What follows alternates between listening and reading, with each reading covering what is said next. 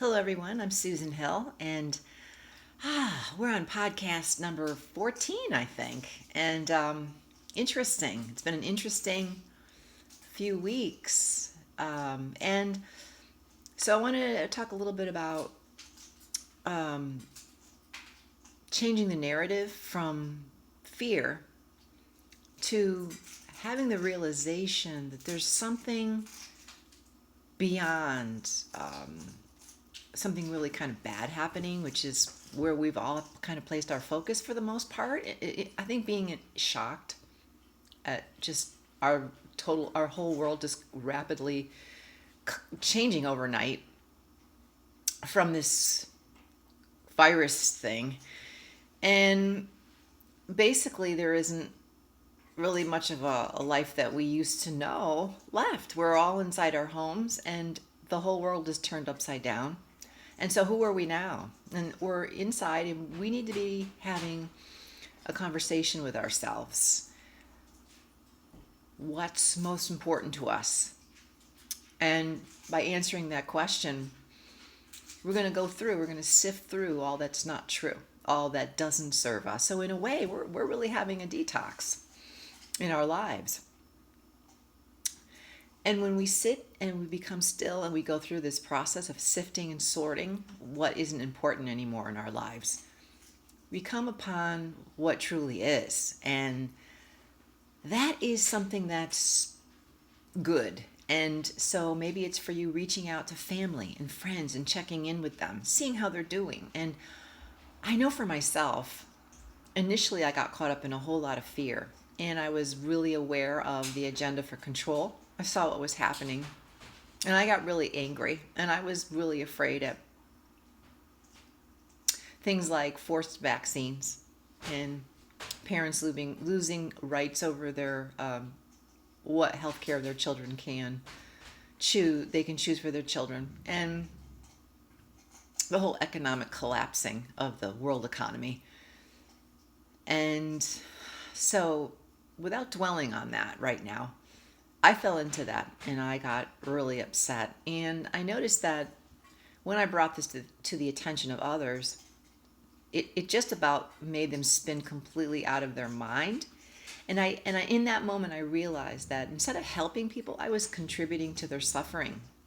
So it caused me to let go of that. And even though I am aware and I do have moments where I become conscious of that happening, I need to let it go, and we need to realize that there's something extraordinary happening, and it's a new paradigm being birthed right now. Now, if we just look at the analogy of a woman giving birth to a baby, right before the moment of birth, she's in a lot of pain. She's screaming, and it seems like, why did I ever get myself pregnant, But then she gives birth to the baby, and she sees the baby, and it's beautiful, and she's overwhelmed with love for this incredible being that just came through her. So I want to encourage you guys to recognize that we're in a birthing process right now. And though more than likely, there's going to be a lot more fallout economically for a lot of people from what's occurring. But then at the same time, there's an opportunity for us to learn new things, to form better relationships with one another, to do things in new ways that we haven't thought about, like bartering with someone if you need something, if you don't have the money, or just to be resourceful, returning to source. And it all stems from getting still and getting quiet. We can't do it from a place of fear. It just doesn't work. When we're in fear, we're making bad decisions. When we're in fear, we're giving away our rights. When we're in fear, we are pushing others away and creating separation. And right now, more than ever, we need each other. We need each other, and we need to lift each other up, and we need to come together in such a way that we together are creating the new order. We're creating the new world.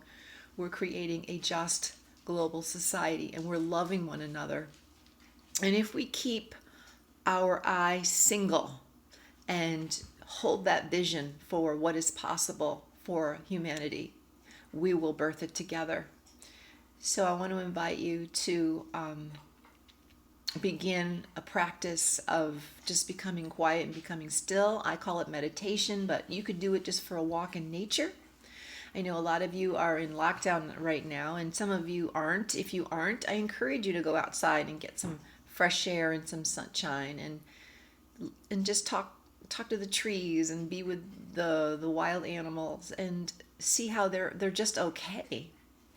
And if you have to stay quarantined for one reason or another, put on some music that makes you feel really calm and really good. Make yourself some tea. Be loving and compassionate with yourself and recognize that there's something greater going on here. And yes, the old paradigm is falling away. It doesn't work on many levels. It's falling away and it's trying to hold on for dear life, but it's not going to win. It's not going to succeed. And so we're just going to let it all go, and we're going to hold the vision that something wonderful is happening. So I want you to stay safe. Yes, continue your immune boosting supplements or high vitamin C foods that you may be eating. I want you to continue to practice good sanitation for the rest of your life, not just now, but very important on many levels to always stay very clean. Clean surfaces, clean your hands, and continue to think high thoughts. And we're going to get through this thing together. And if you're interested, I'm holding a free live webinar coming up in just a couple of days on Tuesday, March 24th at 4 p.m. Pacific, 7 p.m. Eastern Standard Time. And the title of that is What the Media Doesn't Want You to Know About Your Immune System. And basically, I'm going to be showing you at least 10 ways. There's definitely more than 10 ways to increase your immune system in 14 days. Everyone can benefit from these practices. And even if you just implement one thing that you learned on the webinar, which is free, your life will become so much richer as you start to really take care of yourself. So I'm going to post a link below so you can click on that link for the free webinar and go ahead and register for it. And I'm looking forward to seeing you on the webinar. Okay, so that's in 2 days. So thanks so much. Take care, and I will see you next time. Peace.